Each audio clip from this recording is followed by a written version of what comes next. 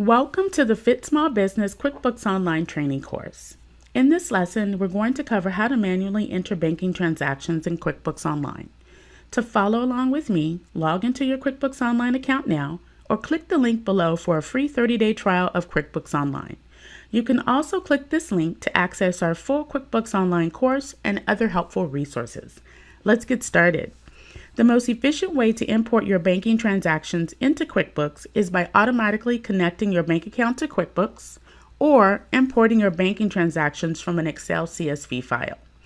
Click here to view instructions on how to import your banking transactions.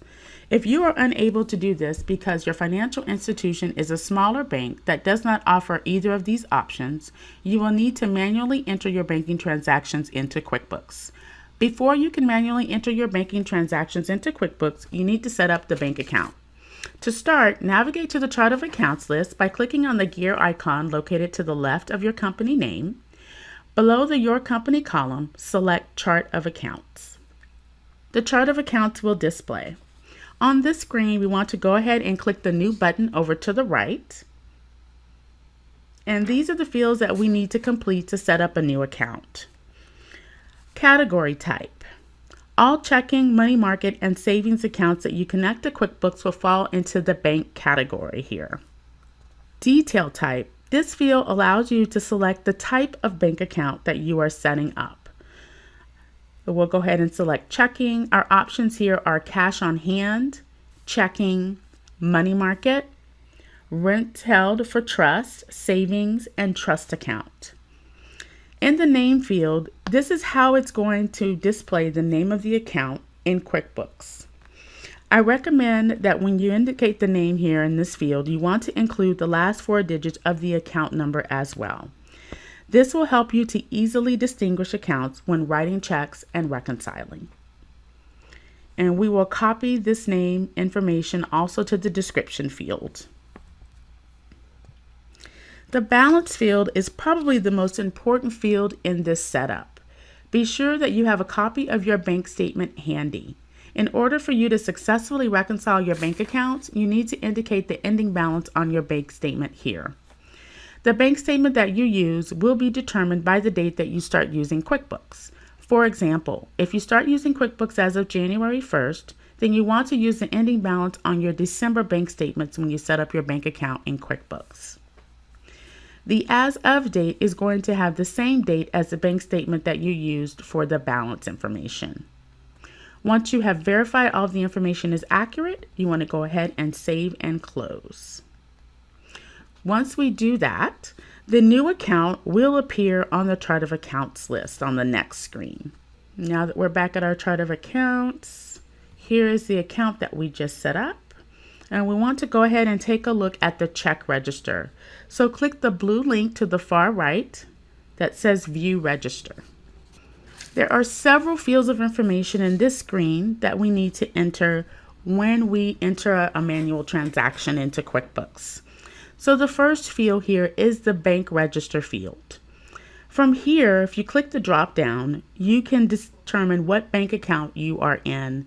So determine what bank account that you want to actually write the check from or enter a transaction. From this field, you want to be able to select the account that you want to enter the transaction from. The ending balance is the current balance of the bank account. When you create a check in QuickBooks, the bank account balance is immediately updated regardless of whether or not you have printed the check. In the Reconciling Bank Accounts lesson, we will walk through step by step to show you how to reconcile bank accounts in QuickBooks. The date field is going to be the date of the transaction, so for example, the check date or the deposit date. The reference number and type field is going to have a reference number such as a check number, and then the transaction type will be right below that. So for example, check, transfer, or deposit. The payee and account field. For withdrawals, this field will include the payee and the expense account the purchase was categorized to. For deposits, this field will include the customer the payment was received from, along with the income account it was categorized to. Typically in the memo field, you would include some additional information about the transaction. For example, August rent or an account number. You want to enter the amount paid in the payment field, if applicable. or you want to enter the deposit amount in the deposit field if that's applicable. The balance field is the running balance that is automatically updated after each transaction. To enter a banking transaction, we want to go ahead and click on the drop-down arrow to the right of Add Check and select from the following transaction types. We will go ahead and enter a check for Paul's Plumbing here. So we'll select the transaction date, and the reference number will be the check number. We'll select our payee as Plumbing Supplies R Us. And the memo field will indicate what we purchased.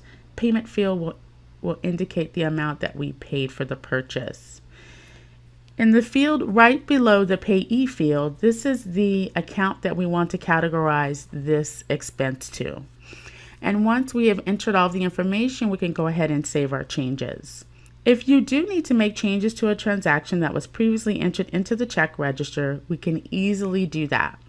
If we go back to our chart of accounts, and then from the chart of accounts, we want to go ahead and click on the View Register in the far right column next to the bank account.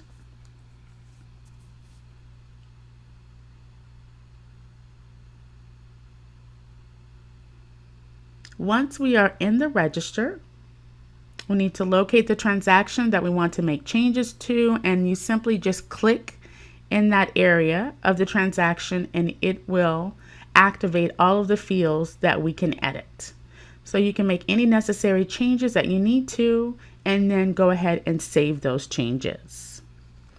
That wraps up the lesson on how to manually enter banking transactions in QuickBooks Online. To access our full QuickBooks Online course or any of the other lessons in this series, click this link. You can also find a link below this video for a free 30-day trial of QuickBooks Online. If you have feedback about this course, or if you have any questions, please leave a comment below. Also, don't forget to subscribe.